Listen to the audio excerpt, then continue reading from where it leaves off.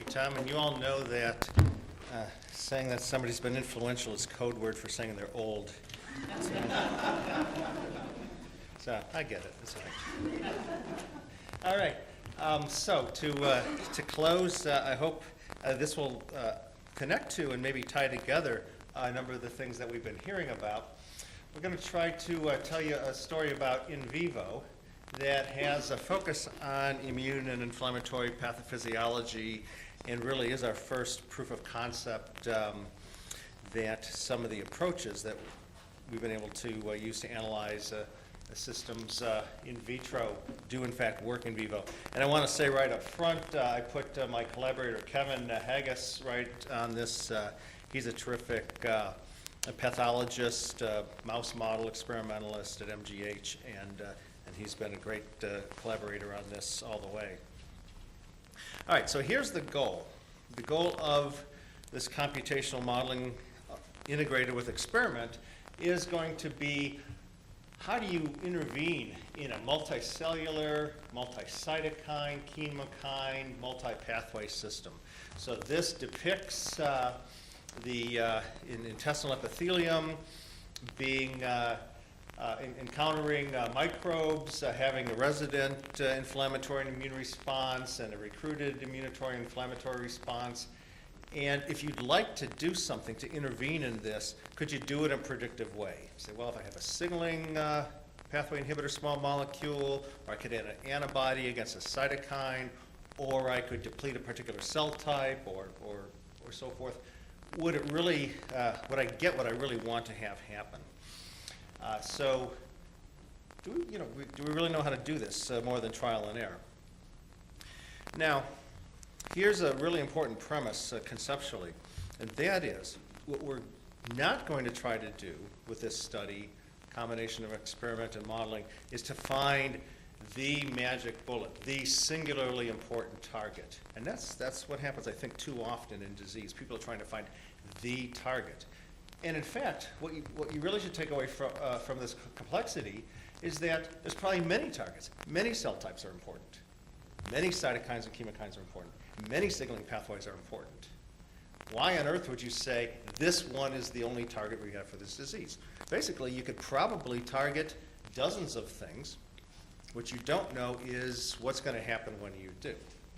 Okay? So if you think about how to make predictions about what will happen when you do, then I think you really open up opportunities for very, very diverse kinds and numbers of targets. All right. Now, what's the ultimate goal?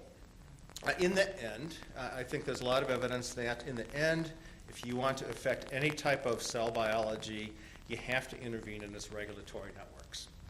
Okay? So in the end, whether you're going to change apoptosis or differentiation or migration or proliferation, you're going to do it through gene expression or metabolism or cytoskeleton, it's all governed by these signaling networks. These signaling networks are all governed by the constellation of inputs that they get.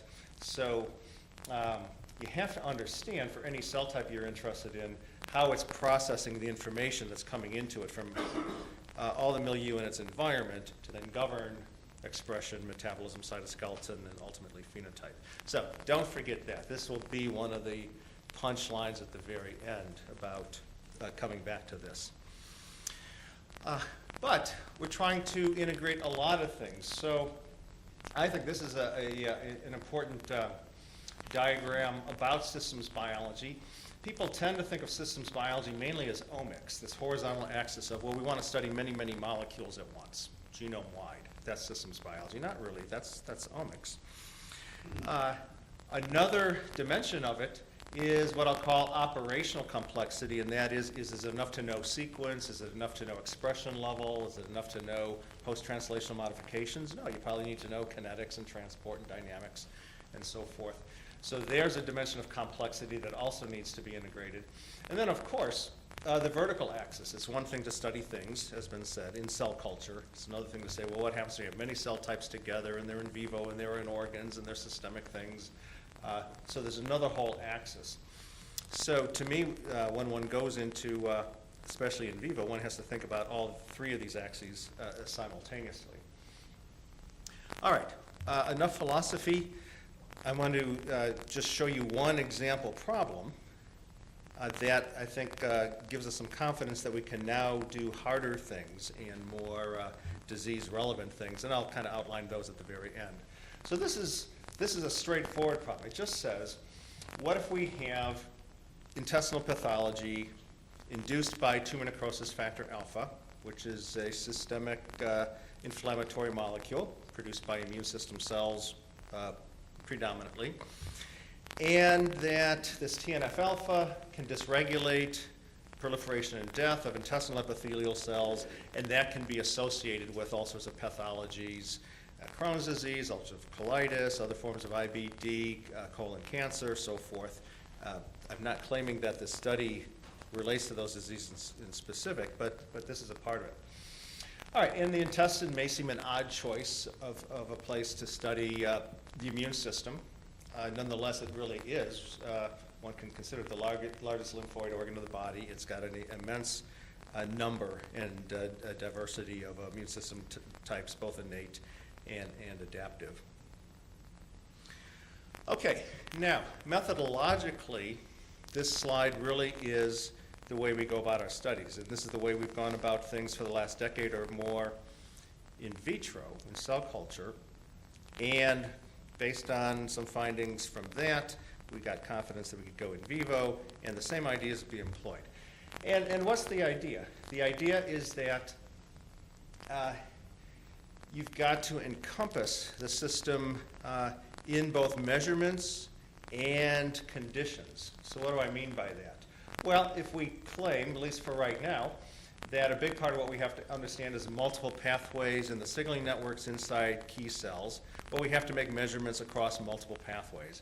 It's not enough to just know what's happening in the ERK pathway or the AKT pathway or the NF-kappa B pathway. Any one of those by itself is not enough.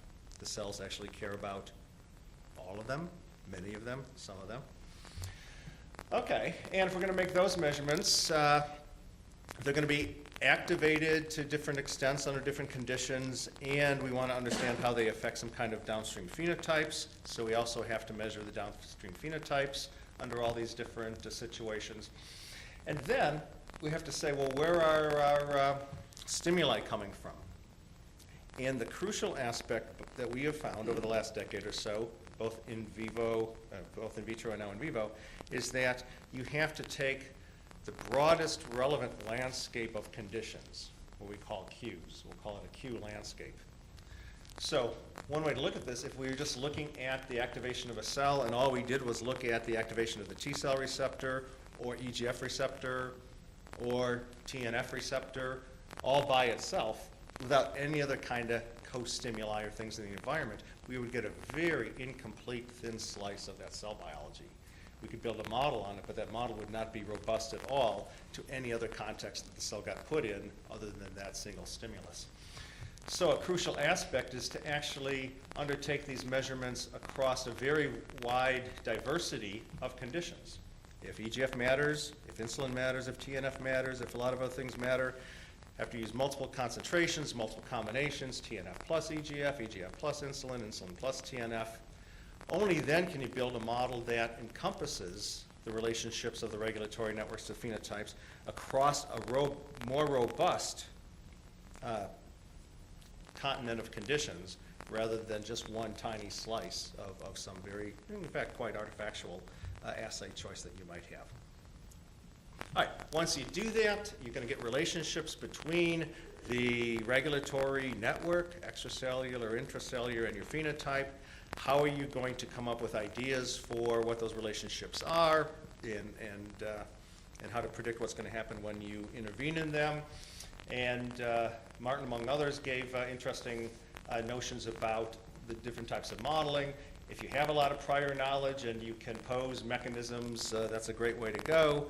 If you can't, if the system has so many moving parts, you don't even know which ones are important, let alone to the extent that they're important and how they interact, you have to live over on this more abstracted kind of modeling where you're really just looking for relationships that are nonetheless predictive and can lead to insights and hypotheses. So all I'm going to show you today is this very simplest form of modeling within this complex system, we're just looking for relationships that emerge. Nonetheless, those relationships will give us mechanistic hypotheses and insights. All right, now I have to take a few slides.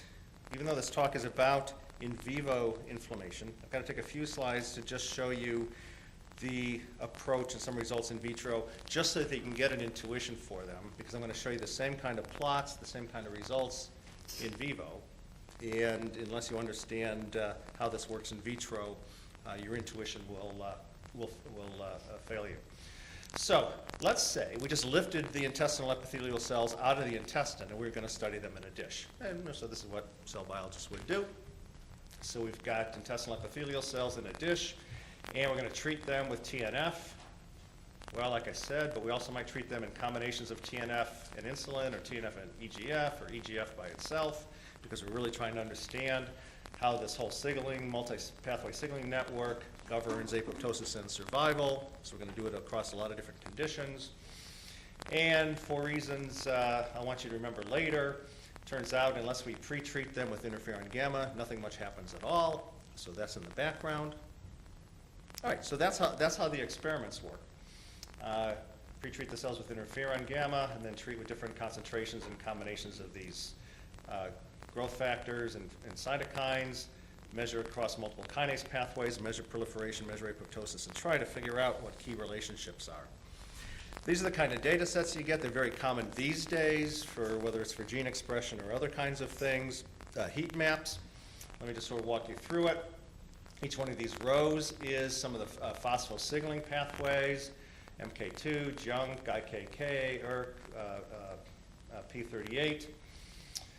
And each one of the columns, the big columns, is a condition. Nothing at all, TNF, high TNF, EGF, insulin, TNF plus EGF, insulin at different concentrations. And where it lights up red, you have high activation, and where it lights up green, you have low activation. And these are at different time points, so each one of these fine gradations is different time points. So these are all the signaling network activities. You see multiple pathways are activated under different treatment conditions. And here's the responses. In this particular case, all we have is apoptosis, 4 different measurements of apoptosis, membrane permeability, DNA cleavage, and so forth. And what we're trying to find out here, this is what we're going to try to find out in vivo too, is what's the relationship between these signaling pathways and the actual response, so that we can be predictive and say, well, if we inhibited this pathway or that pathway, if we activated this one, what would happen to our TNF-induced intestinal epithelial cell apoptosis? Well, it's not straightforward, and this was the important lesson to learn. You can't just look at a pathway and say, proliferation depends on ERK, survival depends on AKT, apoptosis depends on P38. That is really not the way cells think. Cells multitask. Cells can add things up. And let me demonstrate that to you here. So these are just 2 of the conditions. This orange one has just EGF treatment. This purple one has just insulin treatment. And if you look at the apoptosis outcomes, they're essentially identical. You'd have a hard time seeing the phenotypes here being any different from the phenotypes there. Yet, if you actually look at the signaling pathways, they're activated very differently. What gets activated by insulin is very different from what gets activated by EGF. What if we have EGF or insulin in combination with TNF? Same kind of things happen. Now we get apoptosis. We get a lot of red down here instead of just green. But again, the phenotypes are almost indistinguishable. Yet the signaling pathways activated by a combination of TNF and insulin are very different from those being activated by the combination of TNF and EGF. So you can't just look at the pathways and say, no wonder this pathway is up, that pathway is down. The cells must be adding up multiple pathways. So how do you get at how they're adding them up? You can imagine a lot of different types of mathematics. We've used Bayesian networks. We've used logic models. If you knew enough about the mechanisms, you could use differential equations. At this level, it's actually enough, and for those of you who were at the workshop this week, we talked about this, to use a multilinear regression that takes into account dimensionality and prevents yourself from overfitting models with too many independent variables. So the idea is, instead of looking for any particular pathway that somehow would magically correlate with your phenotypic outcome across all conditions, because they rarely do. What you admit is that multiple pathways matter, and the cells are trying to add up multiple pathways according to some algorithm that's not obvious to you. So we invert the problem and we say, okay, for every given treatment condition, EGF, TNF, insulin, their combinations, we measure their apoptosis, might be high in white or low in black, and we're going to plot this in a multivariate signaling space according to what the values are of all those signaling pathways. All right, now this will look like a mess because we don't know how the cells are adding up all these different dimensionalities to give us an outcome. Partial least squares regression allows you to find the pseudo-eigenvectors of the system that allow you to distinguish the conditions under which you get high apoptosis from low apoptosis and things in between. And each one of these eigenvectors contributes to sorting that out, and in each eigenvector is a weighted linear sum of some subset of the signals. So these eigenvectors are the information processing algorithm. They tell you how the cells are adding up these signals by some weighted linear coefficients in order to determine whether you have high apoptosis, low in between. You can show that the model fits. You can do cross-validation to make sure that you're not doing something artifactual and so forth. Again, we showed you this in the workshop this week. Kelly Benedict, I think, did a nice job. It's really just matrix algebra, finding essentially the pseudo-eigenvectors that will regress all your signals are under all your different conditions to all your phenotypes under all your different conditions. Now, the interesting thing is there's actual insight that comes from this. So if we just look at our two principal components, our two latent variables, and we project onto those eigenvectors the signals you get when you just treat with TNF, it projects very strongly on this latent variable, a principal component. And if you look at the weighted combination of what's in there, you say, aha, yes, those are multiple molecules and pathways that are known to contribute to apoptosis. The cell is adding up all of them. If you look at this eigenvector, principal component, and project on it the signals produced when you just treat with insulin or EGF, it's very interesting. You find out that according to this cell information processing algorithm, these sets of eigenvectors, with respect to being regressed against this phenotype, it sees the insulin and EGF treatment as almost identical. Even though they were activating different pathways, when the cell adds up those pathways and say, well, how much ERK am I getting? How much AKT am I getting? How much P38 am I getting? I'm getting to the same answer with respect to governance of this phenotype, even though the things that I was adding up each had different amounts. So this tells you that the cells are, in fact, adding up multiple pathways in ways that make sense against one phenotype or another. And we've done this in many, many systems. It shows you what will happen when you intervene in a system. If you intervene with an anti-interleukin-1 alpha drug, interleukin-1 happens to be going in an autocrine feedback loop. And what you do is you shift the signals. They're still projected strongly, tending toward apoptosis, but what it does is increase some of the survival signals, and so that you've reduced the amount of apoptosis after all by tuning up some of the survival signals.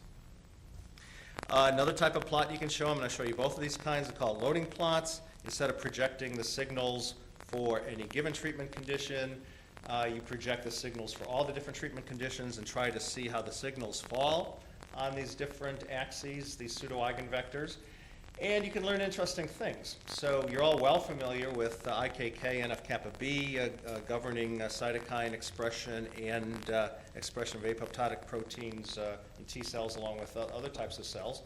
And if you ask what is it doing, well, it's doing two things. At short time points after the stimuli, it's regulating caspase dynamics and projects on the pro-survival axis. At later time points, it's regulating some of the inflammatory cytokine feedbacks and, in fact, is pro-death. So if you ask what's IKK, NF-kappa B doing the response to TNF, it's pro-survival and it's pro-death simultaneously, but with different time dynamics because it's actually regulating different downstream processes. So if you were going to add an IKK inhibitor and ask what's it going to do to the cell, you'd actually have to ask at what time point do you do it relative to the TNF, insulin, and EGF treatment, because it would make all the difference in the world. And this would have told you that. All right, so now your intuition is intact and firm, and we're going to do exactly the same kind of thing. but in vivo. I'm going to show you mice here. We're starting to do this in humans with some certain types of diseases that we have access to patient samples for.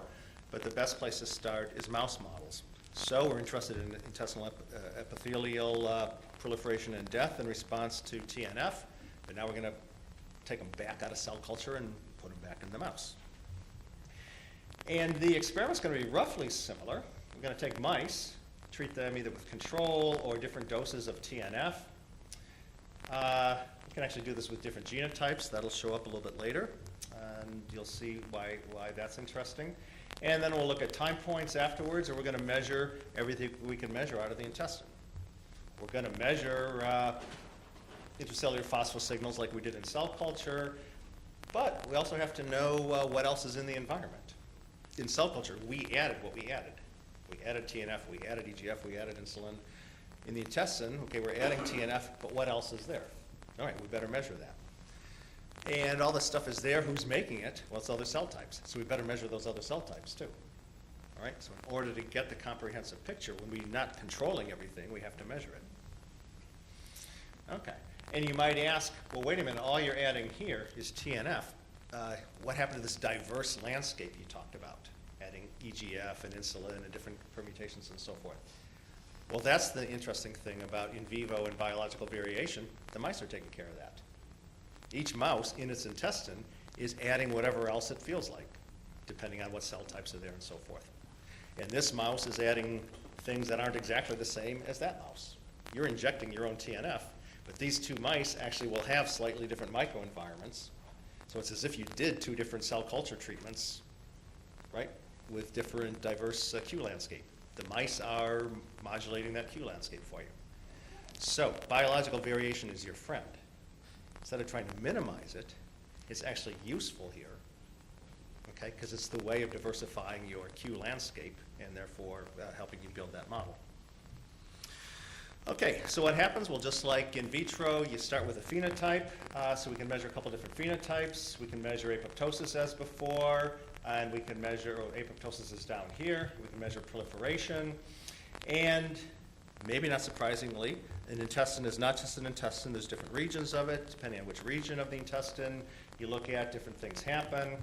So if I look at the ileum, if I add TNF, I actually get increased proliferation. If I look in the duodenum, I get suppression of proliferation. If I look at apoptosis in the ileum, nothing happens to the epithelial cells there at all. But in the duodenum, they activate apoptosis. So the epithelial cells are slightly different. The microenvironment's slightly different. That's okay. If we're measuring all of this, we can account for it. Okay, what about the intracellular phosphorus signals? We measure those. We do this by a fairly high throughput Luminex bead-based immunoassay. What shows you here is these are downstream of many of the different cytokines, the phosphorus signals we're looking at. It's really the same folks. The ERK pathway, AKT pathway, P38, IKK, Jun kinase, RS6, mTOR, and so forth. And what you see, so what's plotted over here, is the red is in the ileum, and the blue, light blue and the dark blue are in the duodenum, the two different doses. And so you see essentially all the pathways are activated. So if you were to ask which pathway is being activated that's going to be leading to this hyperproliferation or this hyperapoptosis, you'd say, well, all of them, because everybody's getting activated.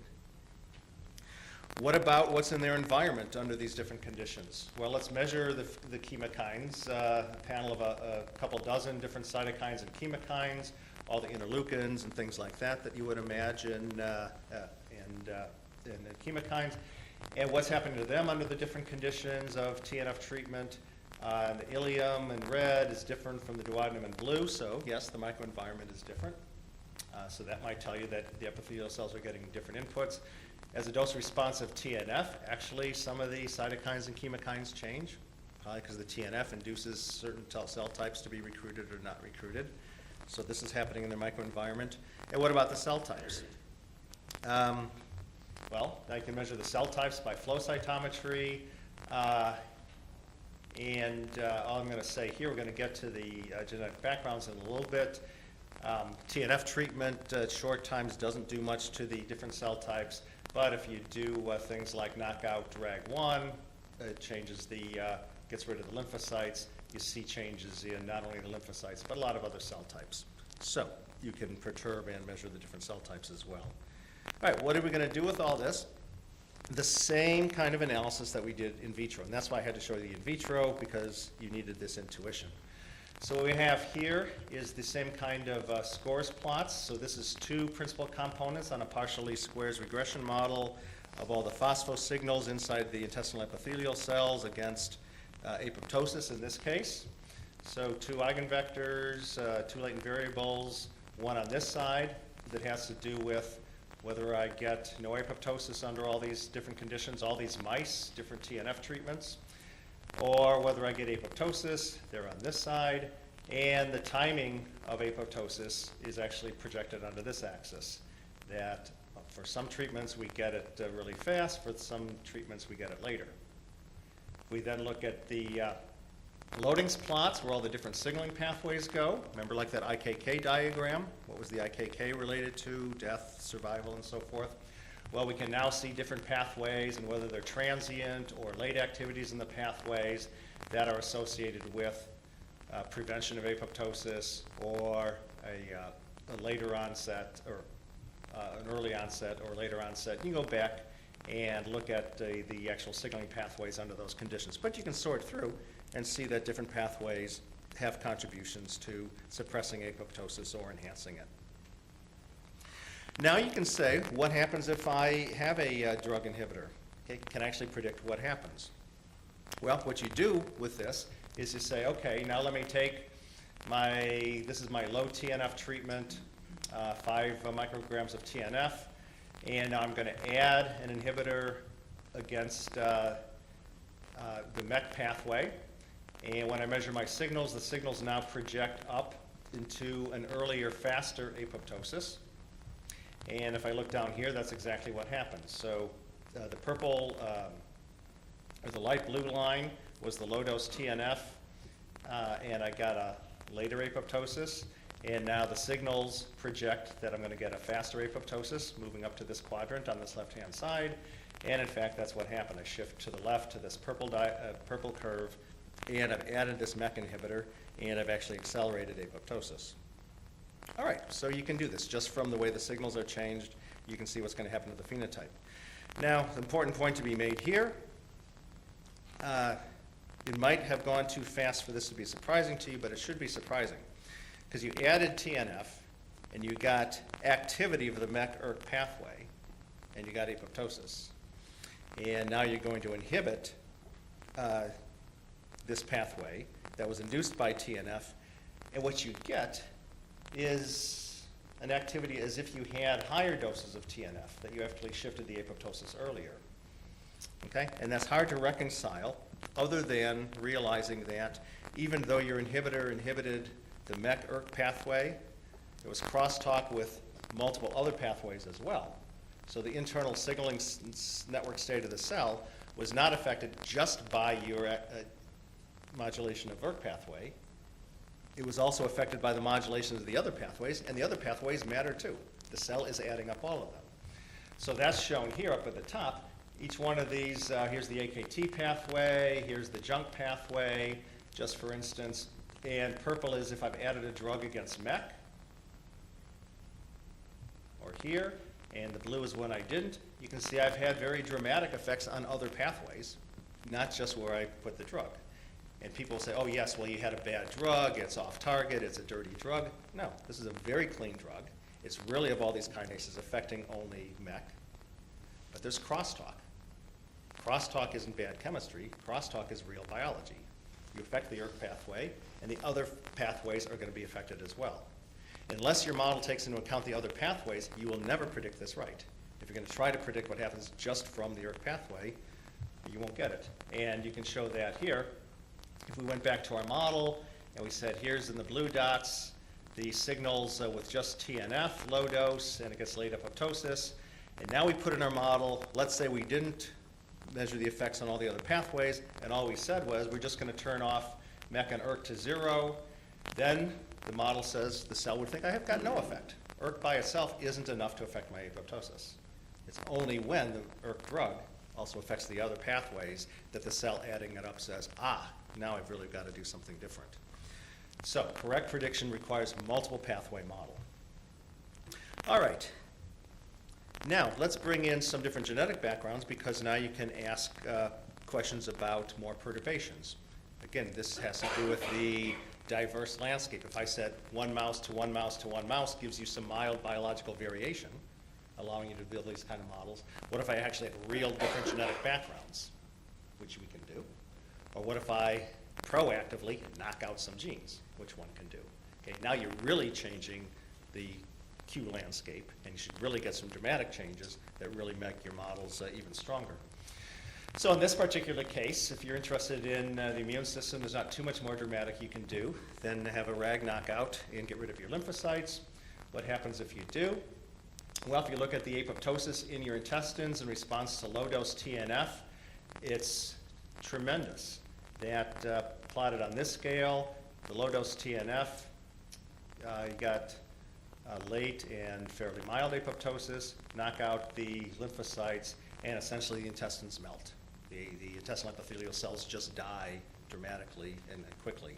Somehow your lymphocytes were providing protection to your intestine against TNF. Well, can we understand something about that?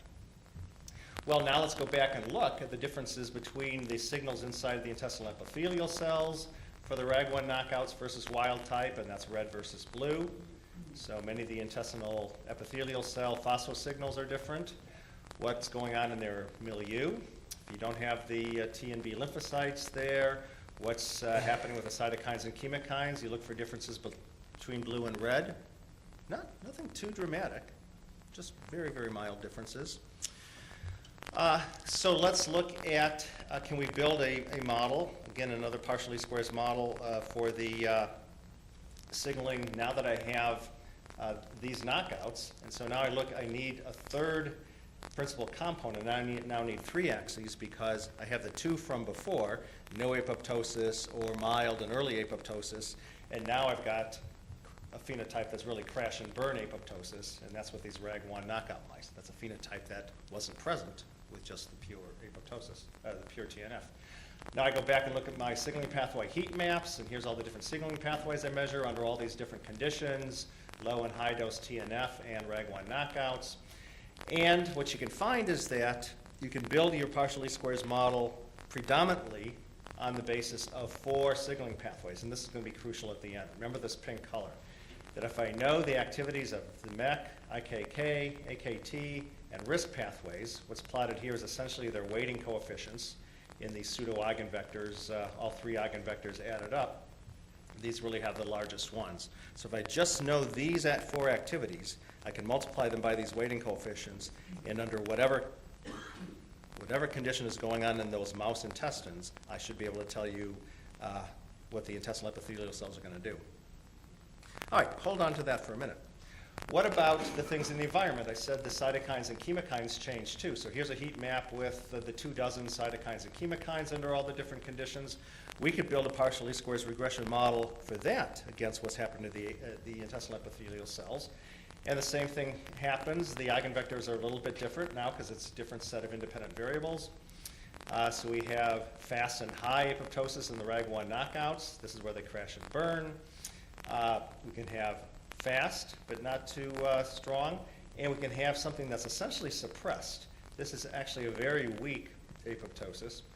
And now if we look at the loadings plot where all the different cytokines and chemokines go, there's essentially just one cytokine, one chemokine that's strongly associated with the suppression of apoptosis.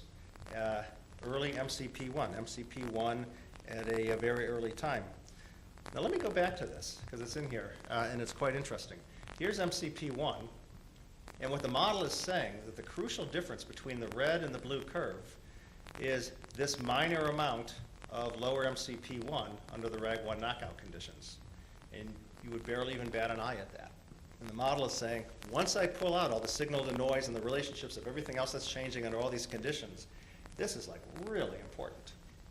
Okay, and that's again something that once you see it, now you can follow it up.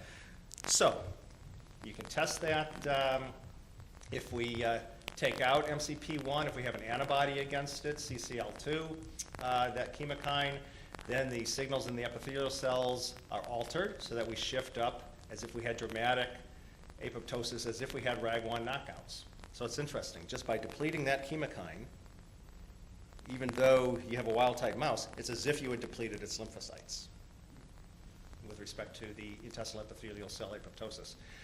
You can show that here then directly. If we neutralize MCP1 with an antibody, then even though these are wild-type mice, in a very mild dose of TNF, the intestinal epithelia start melting. Okay, so the model led to hypotheses, molecular insights, even though it's just pure regression. Okay, now you can ask, well, where did this, what happened to this MCP1? Why did it change so dramatically? Who's governing it? Well, now you can go back and do a similar type of regression with all the cell types. So now we have cell types, neutrophils, different types of macrophages, dendritic cells, NK cells, CD4s, 8s, B cells, Tregs, under conditions of the wild-type mice, the RAG1 knockouts, the wild types with the depletion of the MCP1. And now you ask, what cell types was changed correspondent with the change in apoptosis? And it's this relatively obscure plasmacytoid dendritic cell that's increased both in the RAG1 knockouts and the MCP1 depleted mice. And you can show then, if you look at the apoptosis of the intestinal epithelial cells, here's normal. If I deplete these plasmacytoid dendritic cells, I actually prevent the apoptosis, even in the RAG1 knockouts. So somehow the protection in the RAG1 knockouts was related to these cell types. How did I find this? This is just all multivariate regression. Now, what are these cells doing? So now you go back in and you do the same partially squares regression model again, but now with these increased, these greater conditions with the MCP1 depletions. MCP1 is still up there in the prevention of apoptosis area, and a strong correlate now with the crash and burn apoptosis is interferon gamma. And not surprisingly, so we show that if we take wild type mice, add interferon gamma, the intestinal epithelia start apoptosing. If we take the RAG1 knockout mice where they apoptose more, deplete interferon gamma, we protect them. So I'm not going to go through any more, but the idea is, just from this multivariate data set of multiple conditions, changing genetic backgrounds, having different individual mice, measuring intracellular signals, measuring extracellular cytokines, chemokines, measuring cell types, you can pull together the threads of what's going on in this complex system. So in wild-type mice, what we have T cells that in fact are giving a signal to intestinal goblet cells, having them make MCP1 that prevents PDCs from coming in. So even though we add TNF, there's only a mild apoptosis. What happens with the RAG1 knockout mice is that without the T cells there, they don't induce the MCP1 from the goblet cells. Without the MCP1, the plasmacytoid dendritic cells come in. They start making interferon gamma. That sensitizes the epithelial cells to the TNF. Okay, so you can start to put together these pieces of the puzzle. And I want to emphasize that this is not the single most important thread in this complex system. This is what I said at the very beginning. There's many, many other threads going on. The NK cells matter, and the B cells matter, and the CD11 macrophages matter, and different cytokines and chemokines matter. These are the threads we found from the conditions we tested and the measurements we made. You test other conditions, you start making other perturbations, you'll find the other threads, and ultimately you'll be able to put together really a bigger and bigger picture of who's affecting what. Now, just to come back to the punchline, and this is the end. Okay, in this particular case, our phenotype is whether the intestinal epithelial cells underwent apoptosis.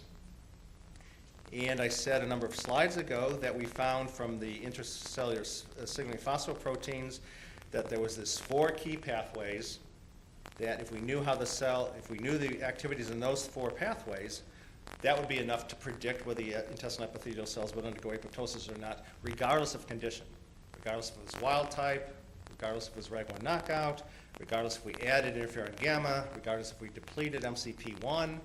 All these things that we would do to the environment of the intestinal epithelial cells They don't know. They don't know if there's MCP1. They don't know if there's plasmacytoid dendritic cells. They don't know if there's lymphocytes. All they know is what the activities of the intracellular signaling pathways are. Most importantly, under these conditions, those 4. And we could prove that. So what we did was just take under all these conditions the measurements of the phosphoprotein signals of these 4 pathways and projected them onto the eigenvectors. And said, did the projection of those 4 signals onto the eigenvectors tell you the shift between life and death, disease and normal for the epithelial cells? And they do. So where's my arrow here? Okay. The normal wild type cells, they project very negative. That was the very mild apoptosis. If you take those wild type cells and deplete MCP1, and now let's say you don't know what's going to happen, but all you do is measure these 4 pathways, the eigenvector tells you it's going to project into higher apoptosis, which is exactly what happened. What if I have my RAG1s knockouts in the intestinal epithelial cells for a variety of reasons, all these different moving parts going on? Those 4 pathways get activated such that I get high apoptosis. What if I take these RAG1 knockouts and now deplete the plasmacytoid dendritic cells with an antibody? And now I don't know what's going to happen, but I just measure those 4 signaling pathways. It says, those cells are going to be protected, and the disease is going to go back and be ameliorated. What if I take wild type and add interferon? Same thing. So just by knowing those 4 pathways in the epithelial cells, all the different environmental perturbations, all are collected by the intestinal epithelial cells and added up for this particular algorithm. Now, I'm not going to tell you that those 4 pathways govern intestinal inflammatory bowel disease, Crohn's disease, ulcerative colitis. They govern this phenotype, okay? Essentially TNF-induced epithelial cell apoptosis. Now you're going to have a much richer characterization of pathology. Let's say you're going to do ulcerative colitis. Okay, how am I going to characterize that? Well, it might be hyperproliferation and apoptosis, might be influx of this type of immune system cell, and so forth. But now you're going to say, okay, I can still build a model that gives me a prediction of that complex phenotype, even if it's multicellular, and so forth. So that's the idea. And in the end, from this kind of a systems analysis, even though at this point it's purely regression modeling, but we're moving into more complex types of models, logic models, Bayesian network models, and so forth. We're trying to capture both things that happen in the cellular microenvironment, different cell types, extracellular communication molecules, how those link up to key intracellular pathways that then govern the cell phenotypes themselves. I'll end by saying we're so encouraged by this. We're doing other kinds of diseases now with mouse models with a number of clinicians, and we're moving into human patients and inflammatory diseases where those diseases will permit tissue and fluid samples that might be informative. Okay, obviously not every human disease would permit that, but these are good places to start. And let me also end by thanking again Kevin Haggis, my collaborator, and 90% of this work was done by one postdoc in the span of about a 2.5-year period. Ken was just wonderful and brilliant. Had never done mouse experiments before in his life, had never done computational modeling before in his life, learned those 2 things from Kevin and myself, and carried out what I think is a really, really nice study, and had some help with other folks in the lab and in my lab. If you want the details, these are the 2 key publications. You can look them up and really look under the hood. Thank you.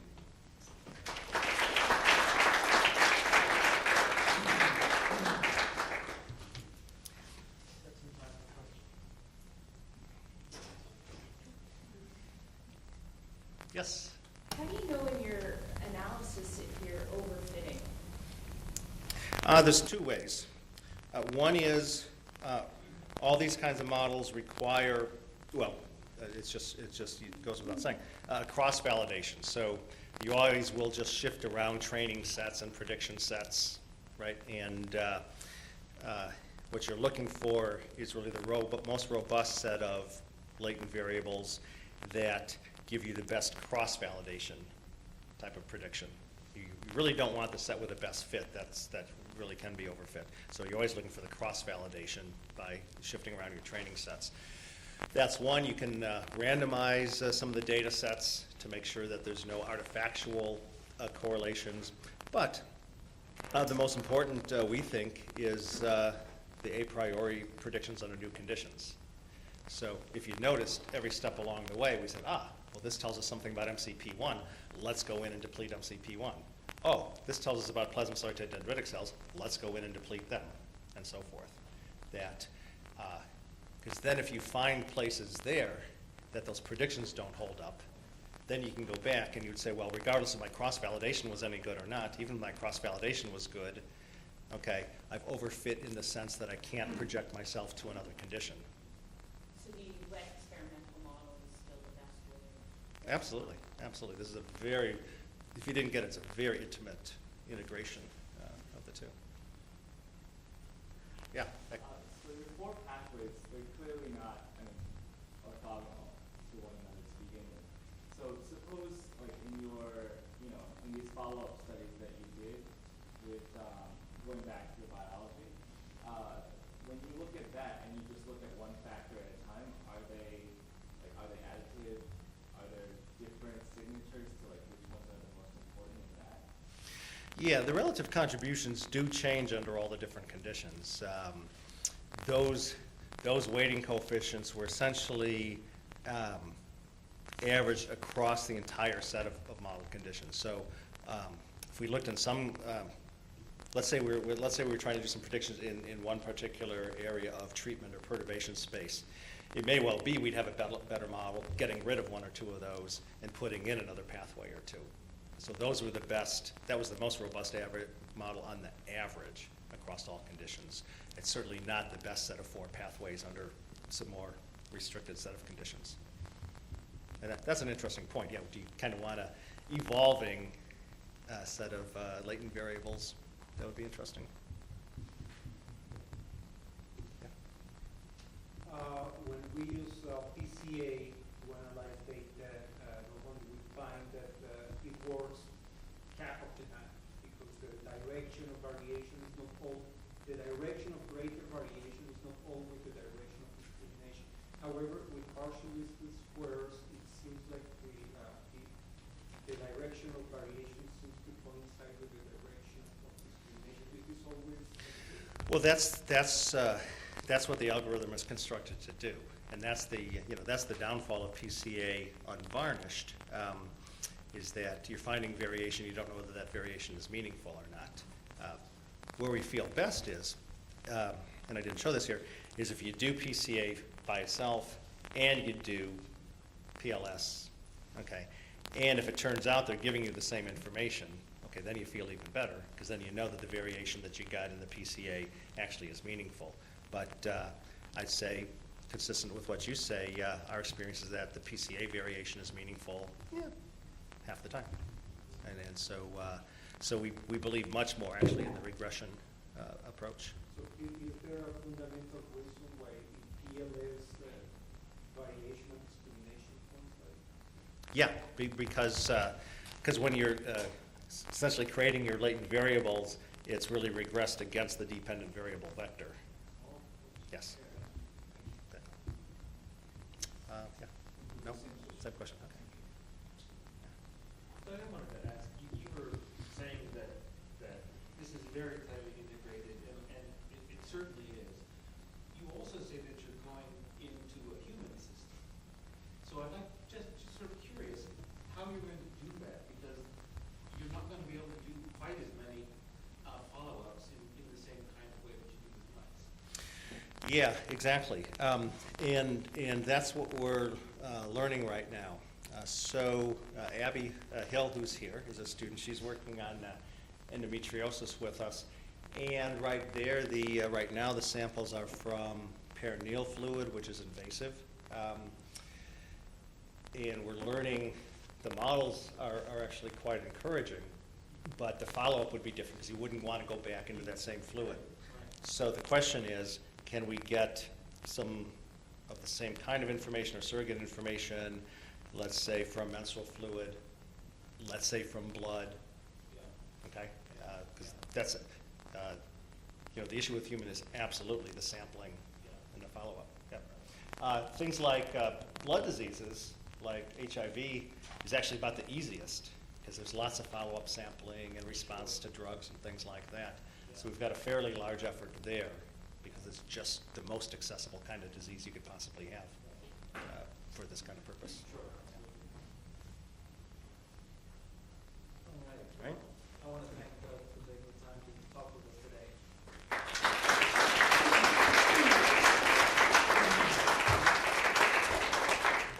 And I want to thank you all for giving us the first sunny day in Boston in a week to be with us. So thank you very much as well.